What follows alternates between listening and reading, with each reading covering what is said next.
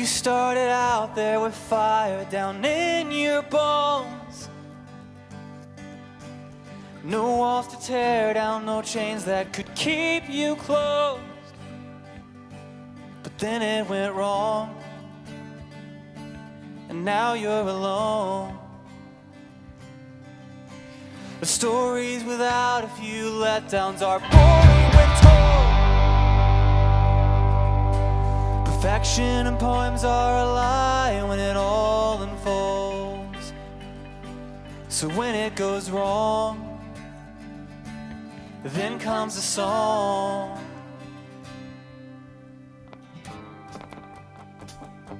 Some stories sound better when we clean them up, when we skip the hard parts, when we fast forward past the grief. But the truth is, stories without a few letdowns are boring when told. And this story begins in the dark. It begins with women walking toward a tomb, carrying spices for a body they loved but could not save. It begins with anxiety in their chest, questions with no answers, a future that feels sealed shut. They are not expecting hope. They are not looking for resurrection. They are simply trying to be faithful in the presence of loss. And maybe you know that feeling. Showing up, even when your prayers feel unanswered, even when the weight of the world feels heavier than your faith. But Easter does not begin with certainty. It begins with trembling, with confusion, with honest despair. And right there, in the place where hope feels most fragile, the divine spirit does something no one saw coming. Not the avoidance of death, but the defeat of its final word. Not the absence of pain, but the promise that pain will not define the ending. So whatever you carried in here today, whatever fear, grief, or uncertainty still lingers, you are not disqualified from hope. You are standing exactly where resurrection begins. Because the story is not over. Because the stone is not the end. Because the same Spirit that raised Christ from the dead lives in you. All right, everyone, I taught you this a couple weeks ago, so I know you know it. If you're comfortable, you stand and sing with us. We got Spirit, and I know you feel it. There's no give up, give up, give up, give up in us. Sing it. We got Spirit, and I know you hear it. There's no give up, give up, give up, give up in us. Your path was running easy when the feeling was strong. Who do you choose to be when the feeling is gone? So when you're alone, will you sing along? We got Spirit, and I know you feel it. There's no give up, give up, give up, give up in us. We got Spirit, and I know you hear it. There's no give up, give up, give up, give up in us.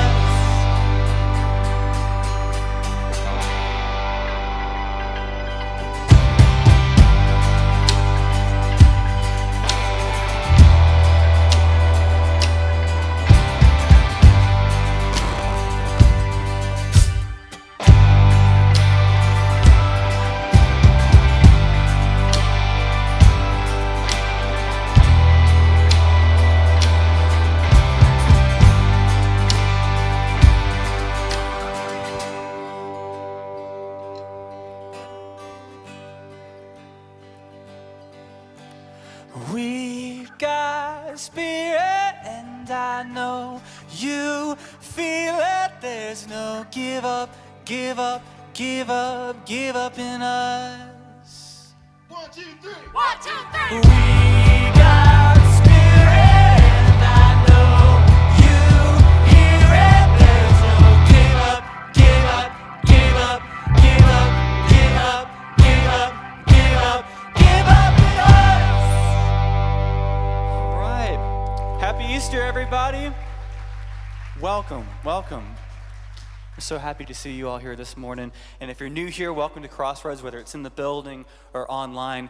If you guys are okay with it, if you're comfortable, let's continue to sing together if you're okay with standing as well.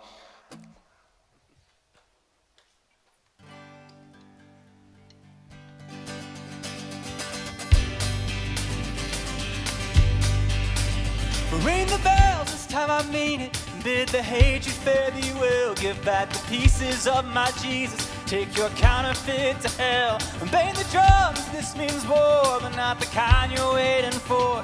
We say mercy won't be rationed here, and it's what we're fighting for.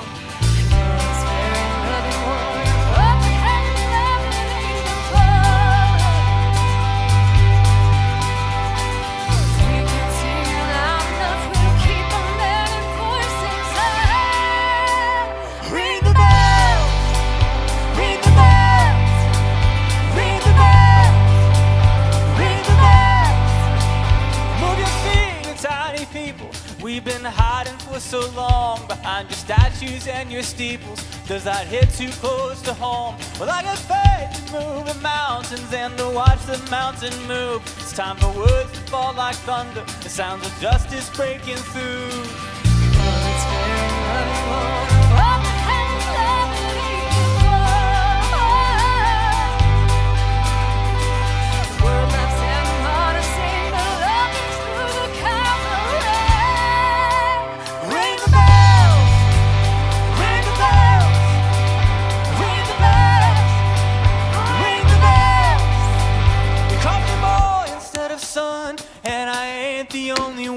was in the throne room of a kingdom where I found that I belong. Well, I ain't scared to face a fortress, I have seen them fall before. With broken bones you built it, but it crumbled board by board.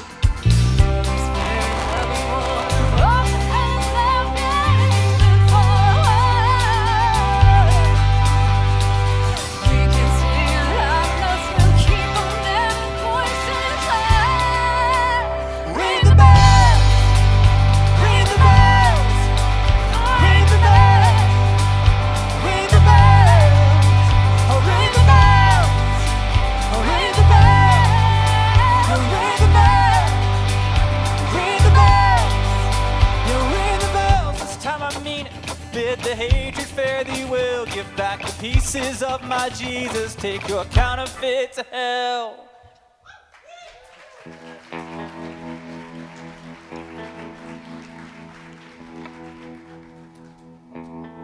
Are you singing? 'Cause I love your melodies. Are you dancing?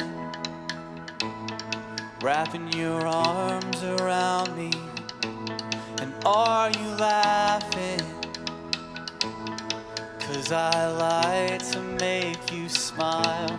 Is it just a whisper? 'Cause that tends to be your style. Are you screaming? This love with you, it can be kinda wild.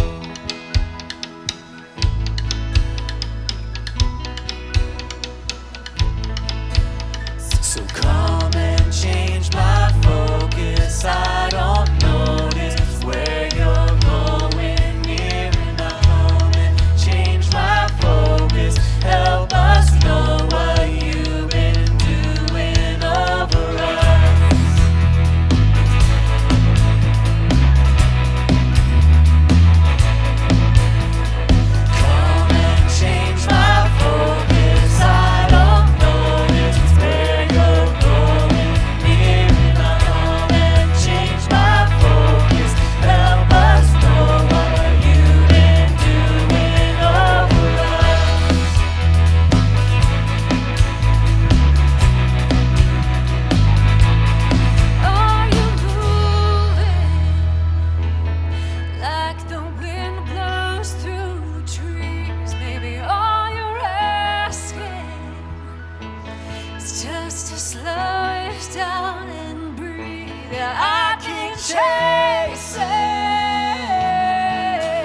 something I can't see when I keep waiting. All this time you've been here right beside me, so come and change my focus. I don't notice where you're going near enough. Come and change my focus. Help us know what you've been doing over us. Come and change my focus. I don't notice where you're going near enough. Come and change my focus. Help us know what you've been doing over us.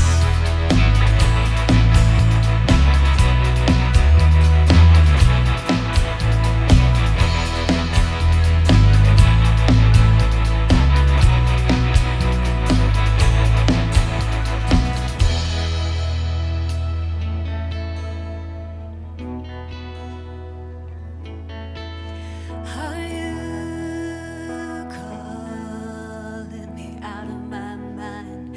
Out of my mind, now the roof's off. We expand like desire, deep and blue wired. Are you calling me out of my mind? Out of my mind, your love is kinda wild. Come and change my focus. I don't notice where you're going near enough. Come and change my focus. Help us know what you've been doing over us. Come and change my focus. I don't notice where you're going near enough. Come and change my focus. Help us know what you've been doing over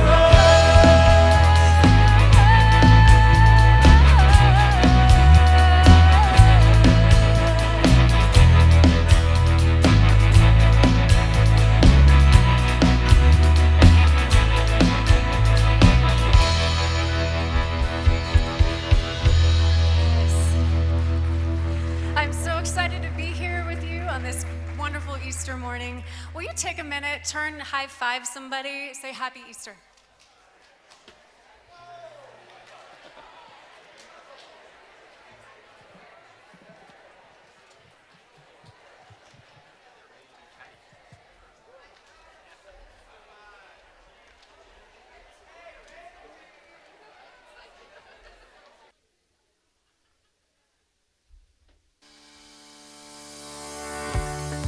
Welcome to Crossroads Church. Whether you're connecting online, in person, or on demand, thank you for making this time part of your week. If you are new to Crossroads, you might be asking yourself, what is this place all about? Well, it's pretty simple. Peace on earth. We are an open and affirming community of people committed to following the peacemaking path of Jesus. And this peacemaking path leads us to focus our work on rewriting what we call the 5 unacceptable truths. These unacceptable truths are 5 realities that hinder human flourishing and destroy peace on earth. Together, we work to replace spiritual emptiness with spiritual vitality, poverty with physical and financial flourishing, fear of the other with inclusion and affirmation, illiteracy with education and opportunity, and modern-day slavery with freedom. This is what we mean when we say, hope is here. Over the next hour, we will experience the divine mystery together as we sing a few songs, listen for wisdom, and share in communion so that we might leave here inspired and equipped to follow the peacemaking path of Jesus in our everyday, normal lives. Blessed are the peacemakers, for they will be called children of God. Good morning. It is lovely to see everyone this morning. You all look snazzy.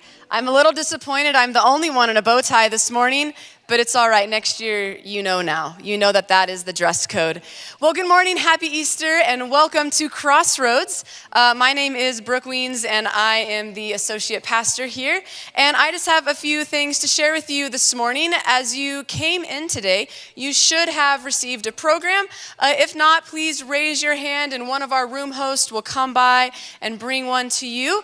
And if you are new here today, welcome. You'll find a few things in that program that will be helpful, and I just want to point out a few this morning. So if everybody can take out that program, and inside is a Connect card, or if you're really tech savvy, you can click on in the app, in the weekend section is the Connect card.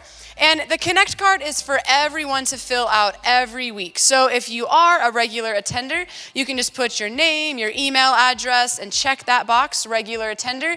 And if you are new here, please check the box new here and fill out as much information as you feel comfortable sharing this morning. If this is your first time with us this morning, we do have a gift for you.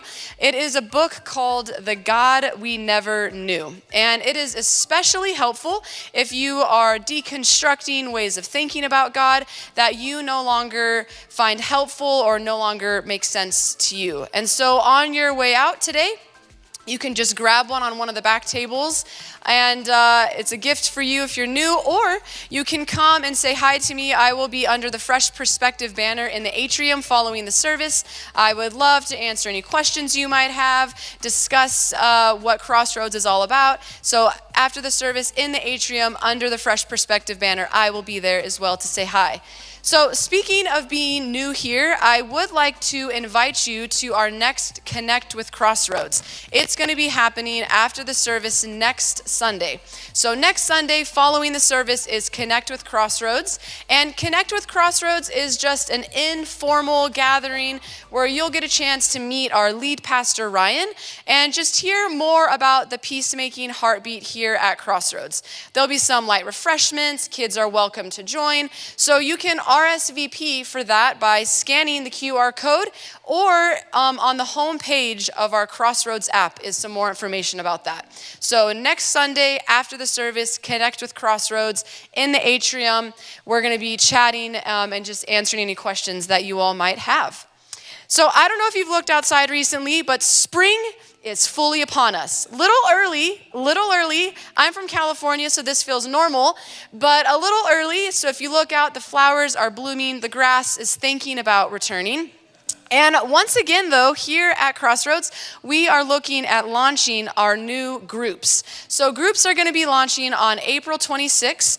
And at Crossroads, you'll find a variety of ways to connect and get involved through groups. We have 5 different types of groups here. One of them is more of a connect group, more social. We have a study group, a volunteer, a care group, and partners in hope. So I just want to take a moment, though, to highlight one group in particular that is a study group that is going to be starting up here soon.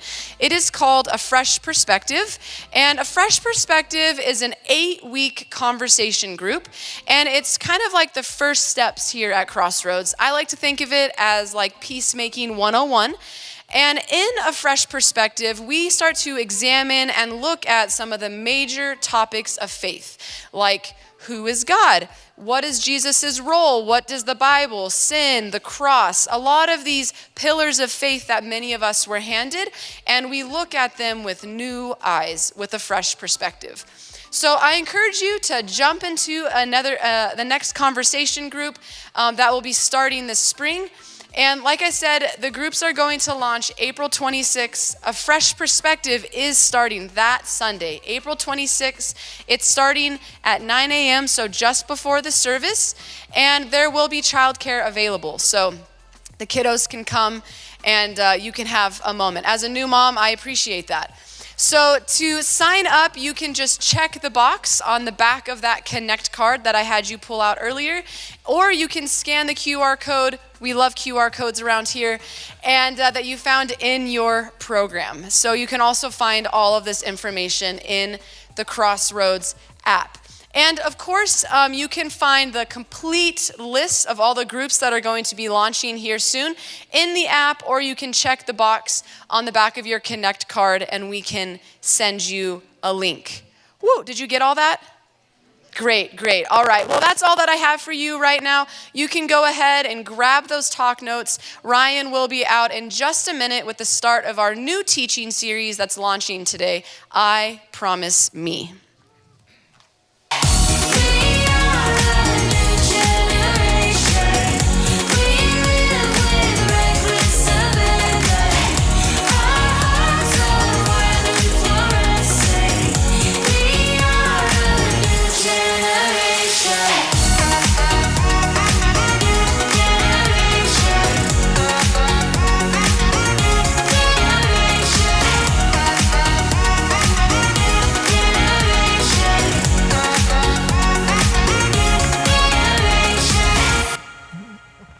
Good morning. Happy Easter. Y'all look good. Well, thank you. Appreciate that, Jessica. But eyes up here, everybody. Eyes up here. All right. I know this can be distracting, but let's keep it pure around here. It's good to see everybody. My name is Ryan. I'm the lead pastor here. If you are a guest, whether you're here in the room or out in the atrium or online, thank you so much for being here. My pronouns are he, him. I am a white, cisgendered, heterosexual man who has benefited from systems that have favored people like me. And as a follower of Jesus, I believe naming those privileges and leveraging them for others is the start of a life that's committed to peacemaking and justice, or what Jesus called the kingdom of heaven. Philippians chapter 2 tells us that Jesus, the Christ, had every status and he let go of it and he took the form of a servant. And that's the path that we're trying to walk here. We're learning to walk here. So whoever you are, however you've come today, whether you are certain or skeptical, hopeful, or hurting, you are welcome here. And I hope that you join us as we walk the peacemaking path of Jesus together. Now, before I jump in here to what is going to be a very disappointing message, see, some pastors, they go all in on Easter, right? They go, everybody's going to be there. It's going to be massive. And so they double, triple their prep time. I'm the opposite of everybody else. I didn't even think about today. I was like, whatever. So I just want to set expectations. The talk is going to be horrible, all right? I mean, just a piece of garbage is what it is. But you're here, it's Easter, and you have a lot of grace for me. No, that's not the case. But before we jump into the first installment of our series, I Promise Me, I want to make sure everybody is aware that we're moving. Okay, so I know some of you might not know that, but we are moving. We're in the process. I don't want to spend a whole bunch of time on the details, but we're excited about that. So make sure that you stay up to date, check the website, watch for updates, all that good stuff. And now with that bit of information, for some of you that might not have been aware of it, let's jump into the talk. So you're like, what is going on? So it's going to be a big scavenger hunt. Next Easter, in about 2-3 months, where in the world is Christ? Where's Waldo? I've been called that, by the way, online. I was called the Where's Waldo pastor, so we're living into that as a church, which is not the worst name I've been called online, right? So I'll take that one. That's all right. But it is good to see everybody here. Let me ask you a question. How many of you have ever been frustrated with a person that came with you to church today? Just raise your hand up nice and high. Some of you are liars. I mean, I see you sitting next to someone and you're not raising your hand. You're an absolute liar, right? How many of you, let me ask you this question, because that's reasonable to think, right? It's reasonable to think that you'd be frustrated with someone that you're intimate with, right? I'm assuming a level of care and love for people you go to church with. No? Okay. We know a couple good counseling centers in the area. Just write that on the back of the Connect card. We'll help you get connected. All right, but listen, what about this? Have you ever been deeply frustrated and irritated with somebody you couldn't care less about? What kind of people don't care about people? What is wrong with you all? No, right? That's the truth, though. There are people that we just don't know or we don't like, if we're honest. And sometimes they can be so frustrating. Now, how many of you have ever just been elated and excited and filled with joy and hope with a person who you came to church with today? Raise your hand up nice and high. Now, some of you are going to put your hands up that wouldn't put your hands up before because you're scared of each other, right? But now you're like, you and me, babe, you and me, I got it. All right. And you've been like super happy with people that you really don't know, you don't care about. There's some intersection of our lives. And here's the truth. If you've lived long enough, right, you know what it's like to live in both relational tension and relational bliss, right? You know what it feels like to have relationships that are filled with joy. They fill up your soul. You're like, this is amazing. What could ever go wrong? This is the truth of it. We have experienced that. These are the kinds of relationships where you just kind of like exhale. Everything feels downstream. Trust is easy. Laughter comes naturally. You feel very safe in that space. You feel known and seen. And if you've lived long enough, you also know what it feels like to carry the ache of relational tension. The conversation that never seems to get resolved, that you circle back to, that point of tension. Maybe a friendship that has grown distant over time. Maybe it's the marriage that feels very fragile or the partnership that feels fragile. Maybe there's a family dynamic that just keeps like pressing in at old wounds, right? There's a relationship that you have in your life maybe right now and it's changing. It's transforming and you just aren't sure like what it's going to look like.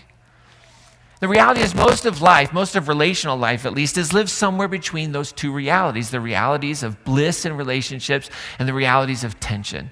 And we can have relationships to things, we can have relationships to work, we can have relationships to people, we can have relationships to ideas, we can have relationships to doctrines, theologies, economics, politics. Y'all want me to go there today? Because I'm telling you what, it would be easy. It would be easy, but I'm not going to, okay? Because I know some of you are like, politics, we stay out of that. All right. I don't know if you know this or not, but Jesus died at the hands of politics. It's part of the tradition. Okay, at the end of that, we'll move forward, all right? So here's the thing. Our relationships, the truth is they're beautiful, but they're also complicated. And we have to start there. We have to recognize that they can be the place of deepest joy and our deepest pain. Sometimes in the same breath, sometimes in the same hour. They can be a space where we feel alive, but they're also a space where we can feel so wounded. And when that relationship feels strained, most of us instinctively begin with the same question: what are they doing wrong? Amen? Can I get an amen? Like, yes, finally you're preaching. It's their fault. They're the problem. Why are they so distant? Why won't they communicate? Why do they keep reacting like that? Why can't they just see what they're doing to us? What is wrong with them? And when relationships are painful, right, our like relationship drive, it goes into this gear called blame. And blame feels so good. Blame for many of us is our first language. How many of you say, I'm a blamer? Anybody in here a blamer? You're like, just own it. We love you. It's okay. Like, I don't really need to know what the problem is. I just need to know who the problem is.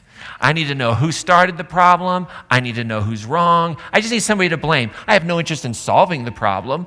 I just need to know where it started. Right? We love it. We love it. We always look outward. Why? Because who wants to look inward?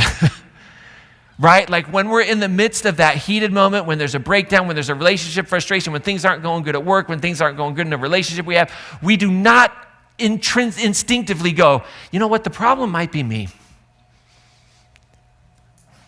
It's just not who we are. We start with their tone and their silence, and we start with their assumptions and their patterns and their failures. And sometimes those things are real. Sometimes it's true, but here's the thing, before we place our expectations on others and how they should act, like today, I want to say that Easter, that resurrection, it invites us into a deeper question, maybe even a better one. How am I showing up in these relationships? How am I showing up in these relationships?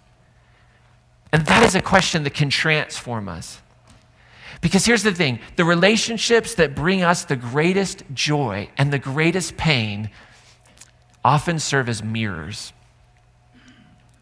Like those relationships that we value so much, that are so much a part of who we are, they often serve as mirrors. They reveal not only something about another person, but they also reveal something about us, like who we are and what we're becoming. And that's what's at stake. Like, who are we becoming in that moment, not of bliss, but in that moment of tension? And if we continually just fall into that trap of blaming others when our relationships start to change, when there's a tension, what we're doing is we are slowly surrendering our power to grow. When we work so hard to fix others, we live in a tomb of sorts. We live in a darkness, we live in a space where we're slowly dying to the idea that we can actually become better people. And if you are part of this tradition, if you're seeking to follow the peacemaking path of Jesus, when we continually blame others, when we continually look outside of ourselves, when we aren't willing to examine the tomb that we're in, we're actually denying resurrection power that can actually transform us. Like the heartbeat of resurrection is that we live a life of constant death and resurrection. The big word for this, I like to use big words every now and then, is a cruciform life. A life where I'm dying to self and I'm being raised to something new in every area and every day. And so we, at the end of the day, have to be careful that we aren't trying to become experts in what we're trying to fix in other people. What we're trying to see, but how do we start to look inside of us? Because if we try to become experts, right, at what other people need to fix, while just we say, well, I'm just gonna not worry about me. I'm not worrying about what's happening within me. I'm just gonna focus on you. What's gonna happen? Resentment is gonna deepen in our hearts and our lives. Assumptions about the other person and their intent, they get hardened inside of us. Conversations become rehearsals of old wounds. We get into this cycle, and the relationships, they stop moving. They become stagnant because we're waiting on someone else's transformation before we permit our own, before we surrender our own. And the longer that we stay inside of that pattern, the more peace feels impossible. Because when hope depends entirely on changing someone else, my inner life, your inner life becomes hostage to what I cannot control. This is a tricky one in every arena of our lives. One of the most important things that we can ever learn as we are trying to become better humans, living resurrected lives, is to recognize what can I control and what can I not control. And when we're constantly living in this world that says they need to change, they have to fix themselves, they have to do this, they have to do that, and we're never looking inward, we're giving up what we can control. And that's why blame keeps us stuck. It gives us this illusion of clarity while quietly stealing our agency. But the resurrection stories and Easter offers us a better way, a way to recognize that we are so loved, that we are so whole, that we are so beautifully made and wonderfully created that we can die to things and be raised to new life in them, that we don't have to be perfect. We don't have to assume that to show up in a space and to be worthy is to mean that I'm perfect in the relationship. That I came out of the womb ready to go, that I graduated, that I whatever happened in my life, I entered the relationship and there's no more formation that needs to take place. I am there, I am it. But the resurrection and the story of Jesus and the idea of God that we see revealed in Jesus is the exact opposite, that we can be so confident in who we are, in our perfections, that grace and love are made strong as we own our own things. And so the resurrection stories offer us a lot of wisdom when it comes to relationships, when it comes to how we show up in spaces. Because here's the thing, I don't believe that the Easter story is about this empty tomb, that now you get to go to heaven. I actually think that that version of the story can be very, very dangerous and very harmful to us psychologically. But when the Easter story is about the power of new life, the opportunities for newness in the midst of death, that resurrection didn't happen one time, but it happens every day in our lives when we're willing to stay in the tomb for a while, then it becomes powerful. And what we're going to do during this series is we're going to look at how some people related to Jesus and to themselves in the story of the resurrection.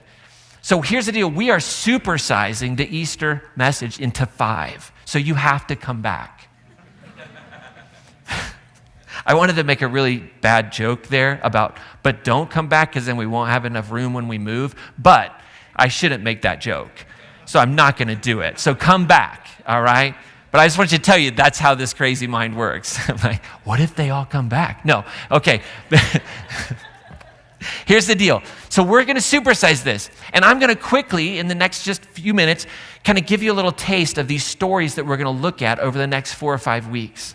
As we see how people related to the resurrected Jesus, particularly in the Gospel of John. And if we pay attention to that, we can gain some wisdom. And we can understand that the resurrection story isn't about a moment in time. It's about a way of life.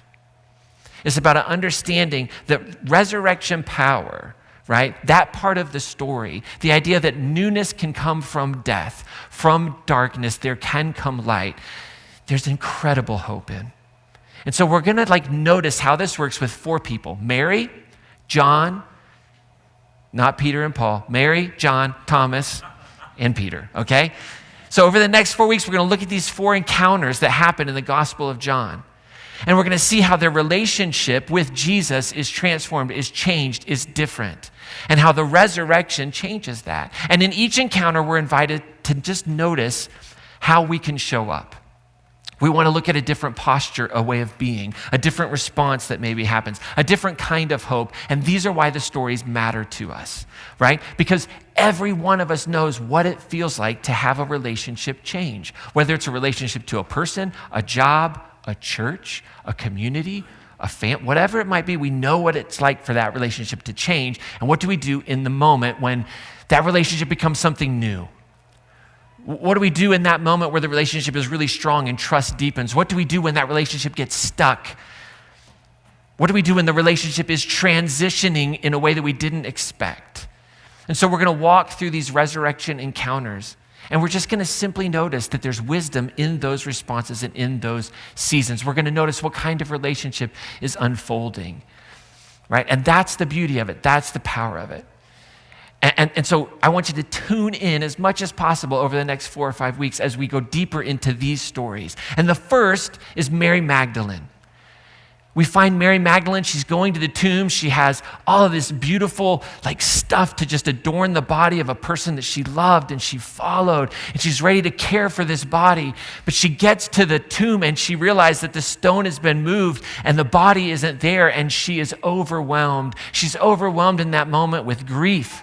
And she's overwhelmed with confusion, and she's overwhelmed with loss. And she's standing in a place where she expected death to have the final word in her relationship. And at least she had this. At least she could go and care for the body, but that can't happen anymore. And so we find Mary in the Gospel of John. She's standing there and she's weeping, and she sees a gardener and she says, "What have you done with the body? Tell me who it is." And she's in this new space of everything is changing. What am I going to do? This person I had given my life to, that I loved, that I was following, who was so intimate and special to me, now I can't even care for his body. And this relationship is new, not because that Mary is new to Jesus, right? But because resurrection was offering an opportunity for a new way of knowing Jesus, of relating to Jesus. And so she thinks that the gardener is somehow involved in this scheme. And then all of a sudden we find one word, one little phrase that the gardener says, Mary.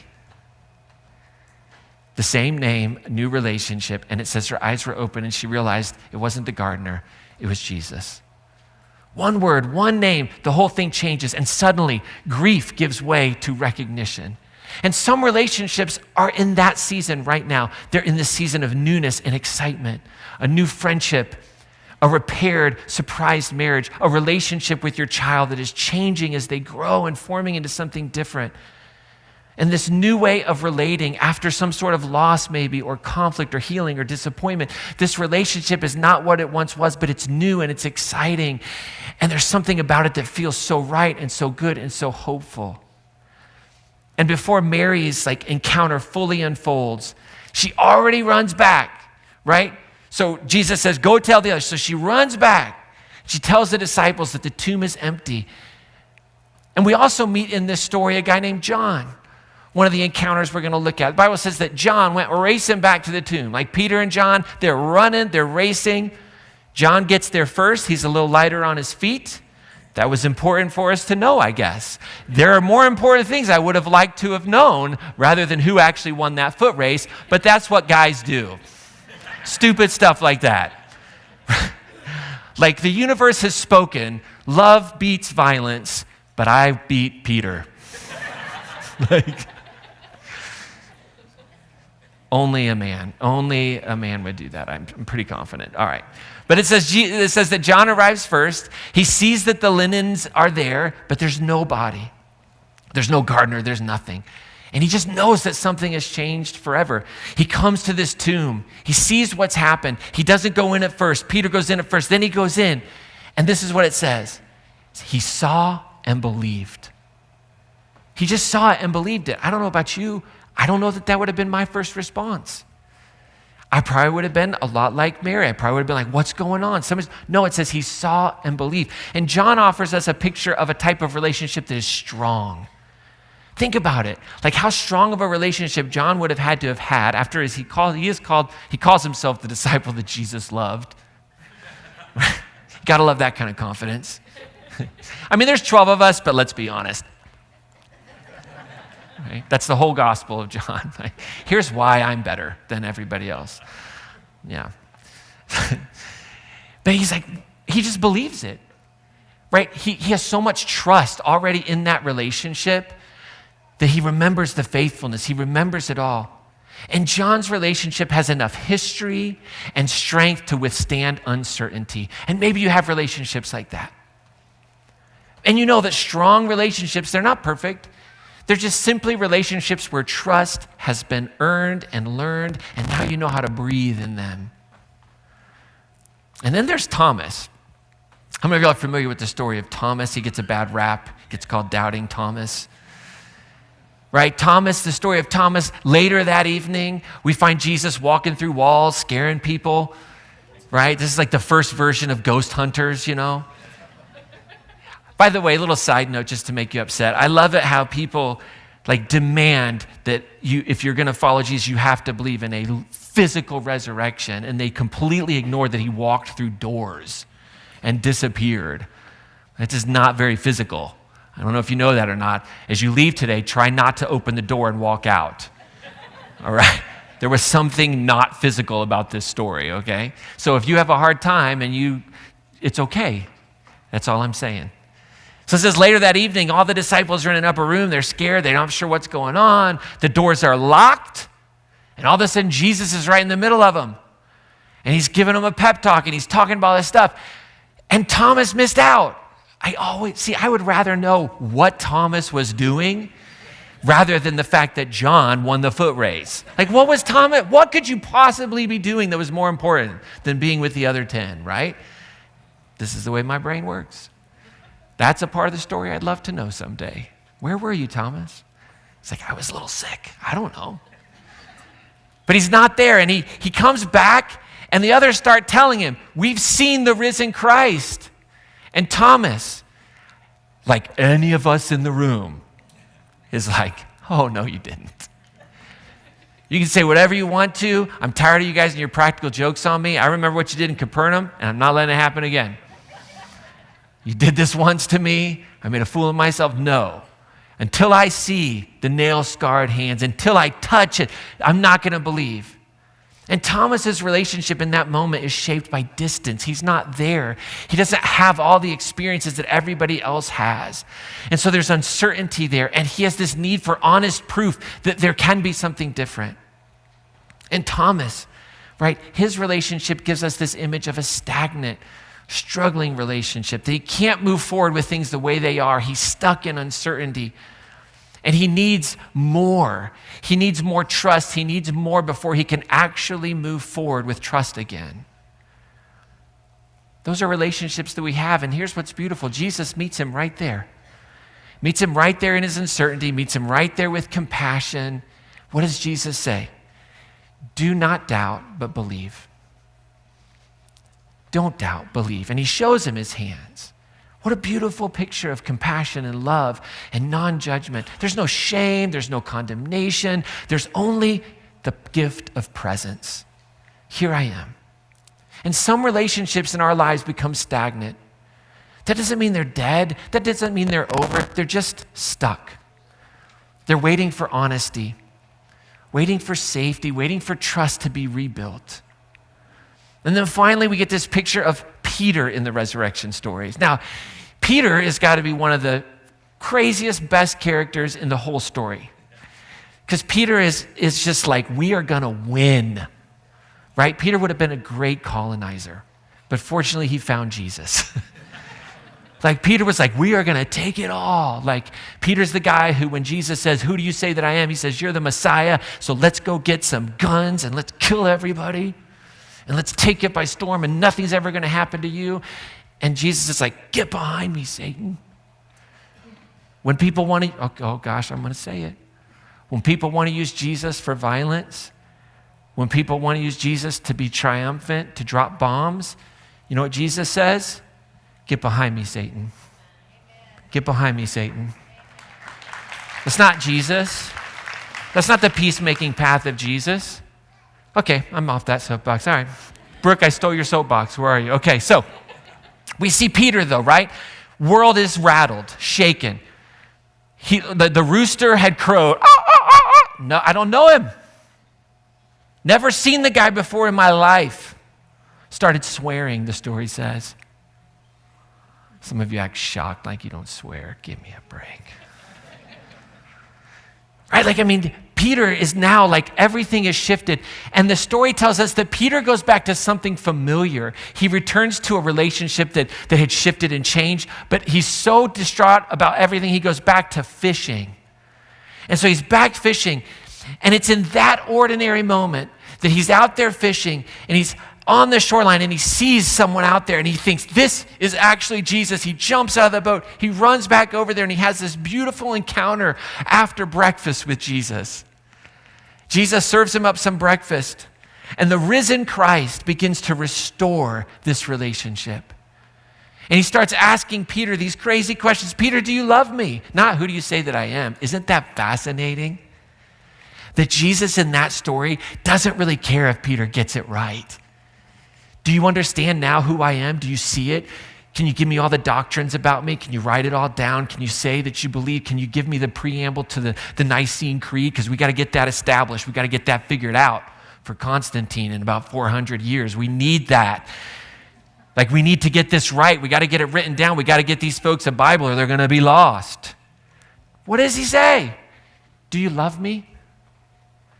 Do you love me? 3 times. Do you love me? Then feed my sheep. Do you love me? Then feed my sheep. Do you love me? Feed my sheep. And this is a moment where we see Peter's relationship with Jesus in transition. It's no longer about knowing something about him. It's no longer about getting it right. It's just about love. That's the point of the story. It's just about love. And Jesus restores him, but not back into the exact same role. He says, feed my sheep. And we see this story like John is telling us that there's something about Peter and what Peter's role was going to be in this whole movement. And he restores Peter into a new future, the one who denied him, the one who said, I don't know him, the one who was embarrassed and full of shame is now filled with love and forgiveness because Jesus said what? Feed my sheep. That's all you got to do. Feed my sheep. And this is what transitioning relationships feel like. A friendship changes with time. A child becoming an adult. A marriage entering a new stage together.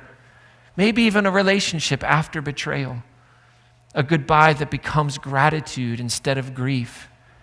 There's these shifts and these transformations. And here's what's fascinating. The form of Peter's relationship with Jesus, what it looked like, was transitioning, but love remained. There was always love. Love was the consistent factor in all of that transition. So here's kind of our Easter truth. Here's what we're invited into. Every relationship in your life is living in one of these 4 places. I know that's a big statement. It's either new, it's strong, it's stagnant, or it's transitioning. Every relationship in your life. And the big question becomes, how do you and I bring resurrection hope into every one of them? How do we bring hope for the new relationship? How do we bring continued hope for the strong relationship, right? How do we bring hope into the stuck relationship? How do we bring hope for the relationship that's changing? But here's the thing. The heart of the series is not what they need to do. The heart of the series is, what do I need to do? Right? We are responsible. You are responsible for how you show up in each of those seasons. You and I, we are responsible. We're not responsible for controlling others. We're responsible for tending to ourselves. This is why there's a proverb that says this in Proverbs chapter 4, verse 23. This is the whole point of the series. If you aren't ever going to come back, just take this, okay? This is the whole point, right? The proverb says, keep your heart with all vigilance, for from it flow the springs of life. It doesn't say keep your friend's heart. It doesn't say keep your neighbor's heart. It says keep your heart. What does that mean? Work on your heart, your condition, the way you see the world, the way you enter into the space. This is the alternative to blame. I'm not blaming myself. I'm just keeping my heart. I'm keeping my heart.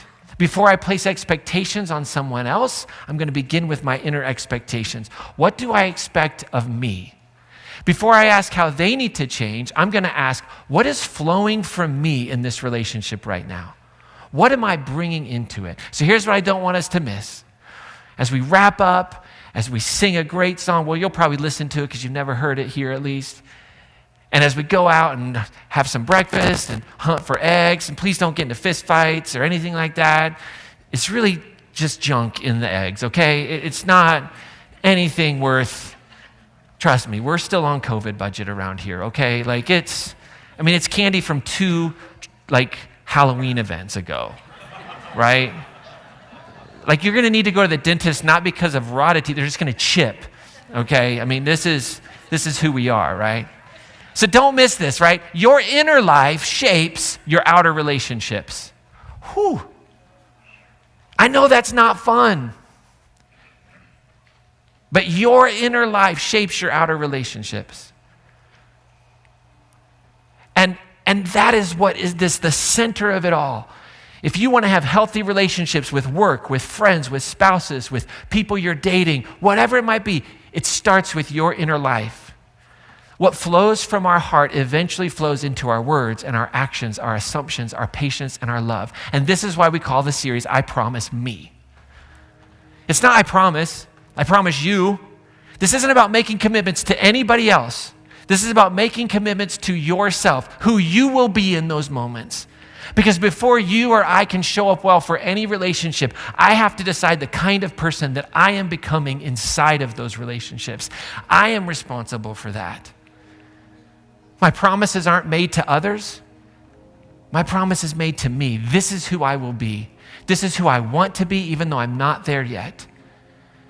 This is what needs to die to myself so that a resurrection can happen of something better and beautiful. This is the seed that has to break open and germinate so that something beautiful can blossom in my life and in my relationships. So whether that relationship is new or strong or stagnant or transitioning, we show up with our best self, full of hope and full of intention. And as people following this peacemaking path of Jesus with the belief that there is resurrection. And in your everyday normal life, that's what we're talking about. Over the next 5 weeks, we're talking about promises we make to ourselves. Next week, we're going to talk about promising ourselves to be impeccable with our words. I know these are fill-in, so I'm going to give you a second because I'm going to go fast. Then we're going to talk about don't take anything personally. Woo! But what if it is personal, Ryan? We'll talk about that. That's promise number 2 when you show up into space. Promise number 3, a fan favorite. Don't make assumptions. You know what's the crazy hard part about assumptions is we never know we're making them. That's the hard part. So we have to interrogate things a little bit. So we're going to talk about that promise.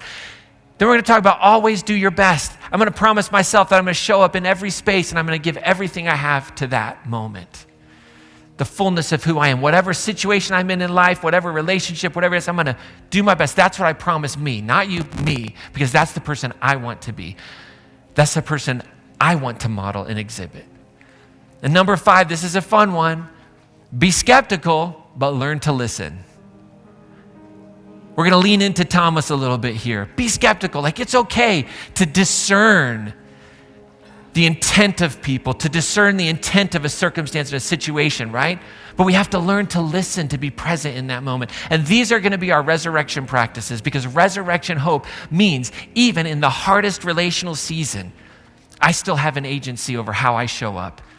I still have agency of how I walk out of my tomb. I still have agency of how the resurrection, the same Spirit that raised Christ from the dead, how it lives in me and how it's manifest in this world. I have that responsibility. I have that agency, and I refuse to give it to anybody else, no matter what their title is, no matter what political party they sit in, no matter what office they sit in. I refuse to surrender who I am to their evil.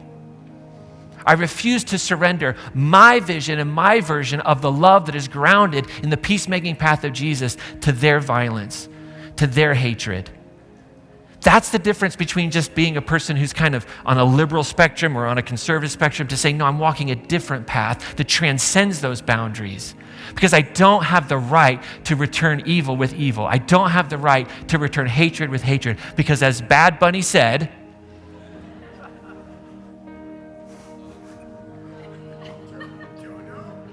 well, go look it up. Love over hatred. We return love. That's why you need resurrection power, because that's difficult. Nearly impossible. That's the cross we're called to carry. That's where hope is found, in the dark spaces, and that's how our world gets better.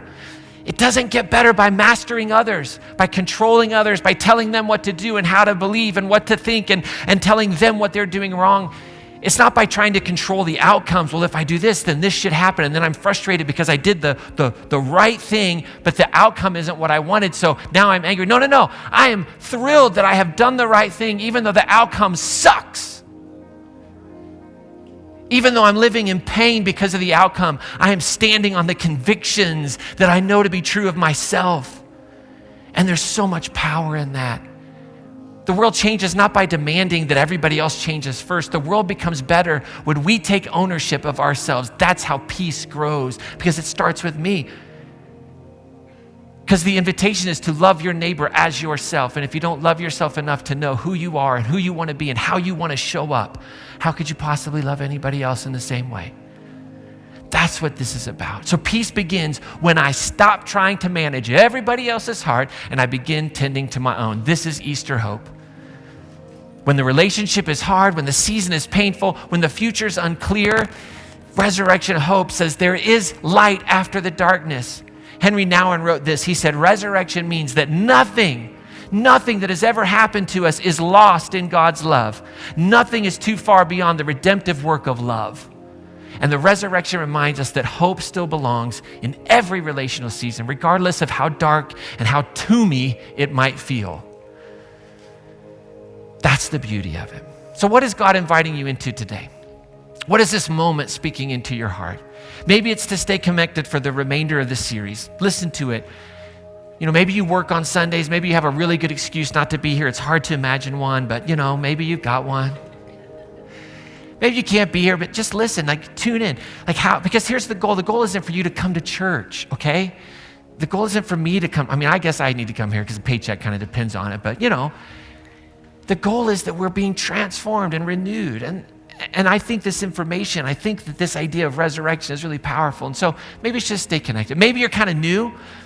In the program is my cell phone number. You're invited to shoot me a text message. Maybe you're kind of thinking about church and you're like, what's going on? And do I belong here? And who is this guy? And what's happening? And what was up with that music? And maybe you just have questions. I'd love to get together with you. Answer any questions you might have. Hear your story, share mine. Send me a text message. We'll get it set up. We'll do coffee, whiskey, breakfast, whatever. I'm just not eating carbs right now, so don't bring me sugar, because then I'm not even going to talk to you, because I'm in a bad mood about that, all right? So don't do that. You can check the box on the back even of the card, and we'll help get that set up. I want to encourage you, if you are in a space where maybe you've been thinking, I want to give this faith thing a try. Maybe I want to give this faith thing a retry, a redo. And that you feel like maybe there's something different about this experience. Give that Fresh Perspective conversation group a shot. And if you're in a spot right now where hope feels difficult, Maybe it's a relationship. Maybe it's work. Maybe it's finances, but hope feels difficult. Darkness, you feel like you're in the tomb. The song that the band is going to sing over us today reminds us that resurrection can inspire us to hold on to hope even when we feel all hope is lost. Because resurrection hope has the final word, even in the darkest of nights.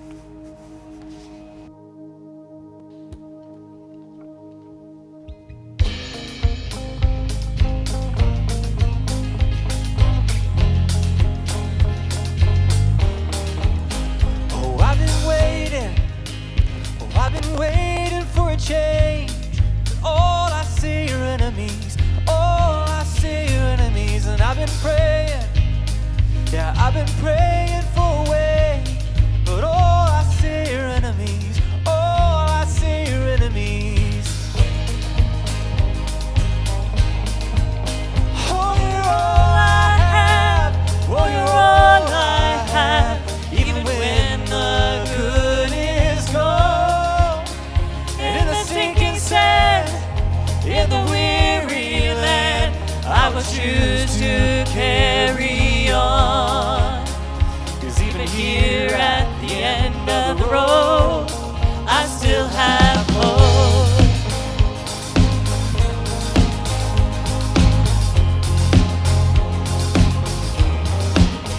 And I've been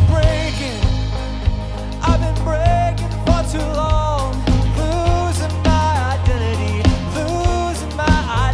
But I can make it. Oh, I can make it through it all. Just send me your serenity. Send me your serenity. Oh, you're all I have. Oh, you're all I have. Even when the good is gone. In the sinking sand, in the weary land, I will choose to carry on. 'Cause even here at the end of the road, I still have hope.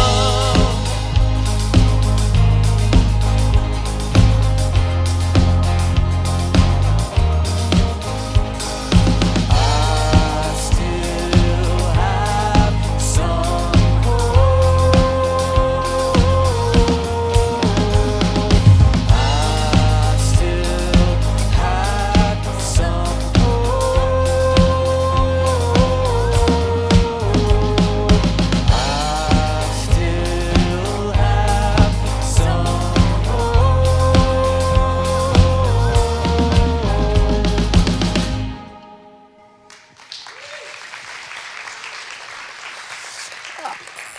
Alrighty, in just a minute, I'm going to call the room hosts up to collect your Connect cards and donations and pens.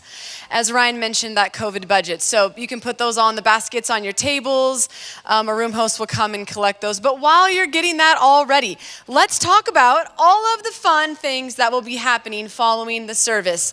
Because I know that you did not just come here to listen to us. You came here for the fun and for specifically the Easter eggs. So our team has prepared a continental breakfast, and many thanks to those of you who generously donated food and treats for that.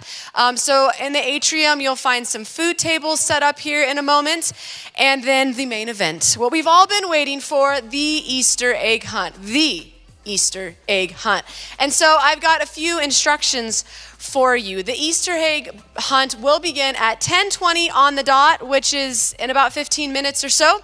So with your little ones, if they are preschool and below on the west side, I had to think about that.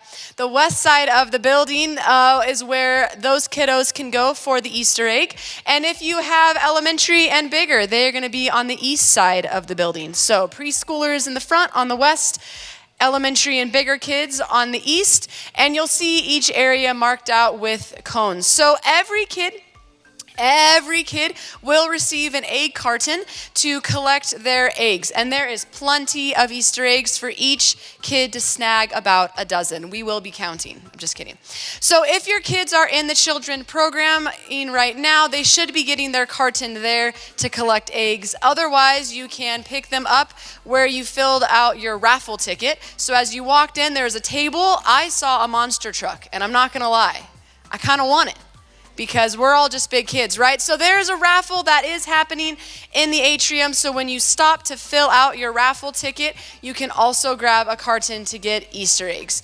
And if you are looking for our special disability inclusion Easter egg hunt, that will be down the kids' hallway, the last room on the left. So that is all that I have for you. I'll ask those room hosts to come around, and we will get you out of here shortly.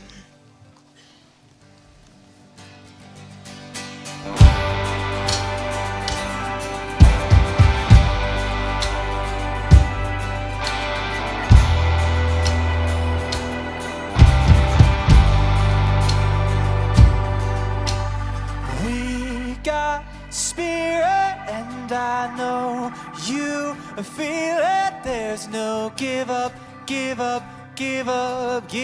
us. We got spirit, and I know you hear it. There's no give up in us.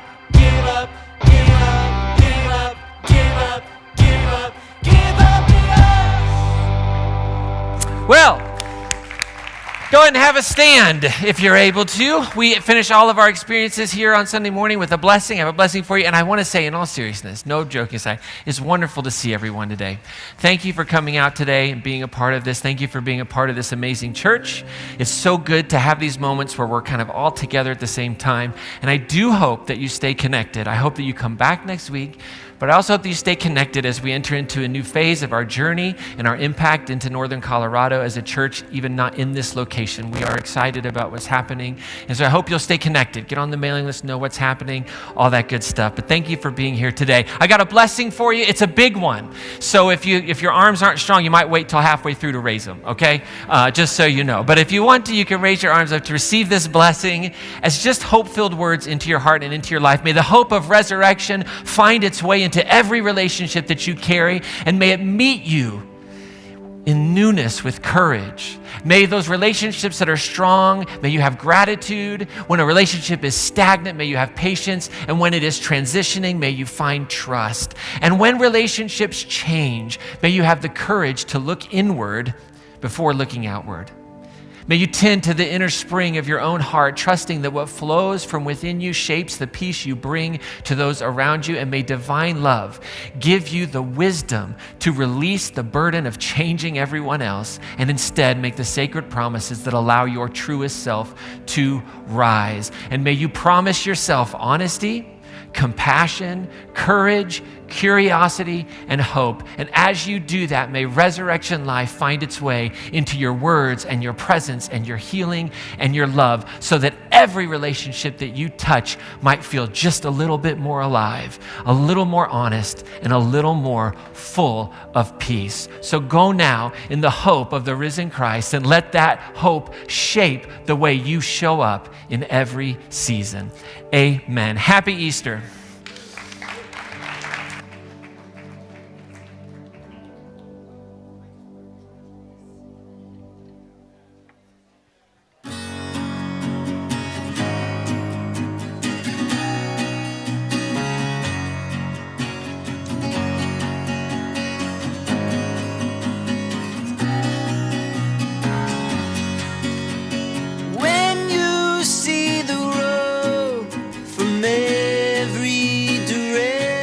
It will give you eyes, give you hope, it'll give you perspective. I've been back and forth, and yeah, I had my crashes. Now I've seen the road, it goes every direction. Oh, there are stories to tell, the times we grew and the times we fell. Oh, I've been a to a better place. Road will lead us to a better place.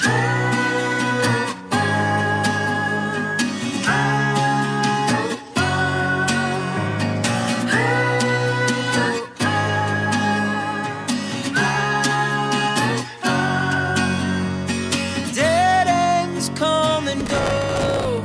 Look toward the horizon. Up ahead you'll find a peace of mind, relief from the trying. I have burned a bridge, wrecked in a ditch, had to ask forgiveness. Dead ends come and go. Look toward the horizon. Oh, there are stories to tell, the times we grew and the times we fell. Oh, I've been afraid some days, but the road will lead us to a better place. Road will lead us to a better place.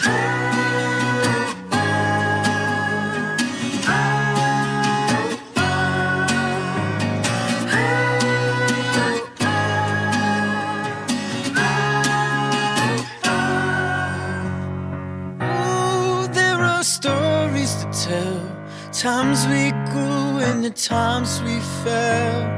Ooh, I've been afraid some days, and the road will lead us to a better place. Oh, there are stories to tell, times we grew and the times we fell.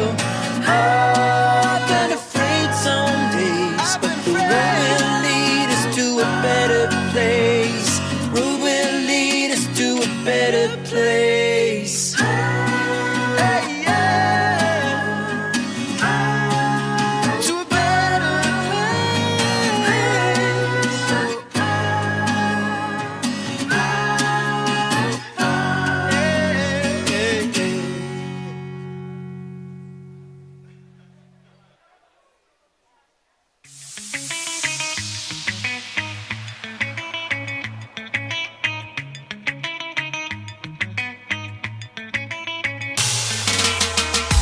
Losing my cool, breaking my rules. I don't usually get so out of my head, walking the edge. What am I falling into? Out here again, where do we land? Tell me, is it too soon? Losing my cool, breaking my rules. I'm going crazy over you. I know you say you're not afraid to dive into something. You got nothing to lose, but I'm not that way. Taking my sweet time, don't wanna be the one to cry. But I'm losing my cool, breaking my rules. I don't usually get so out of my head, walking the edge. What am I falling into? Out here again, where do we land? Tell me, is it too soon? Losing my cool, breaking my rules. I'm going crazy over you. My hands, they shake when you walk into the room, and I can't think straight. There's no one like you, but I wanna chase this feeling with you. Don't walk away from this tonight. I'm going with you. Losing my cool, breaking my rules. I don't usually get so out of my head, walking the edge. What am I falling into?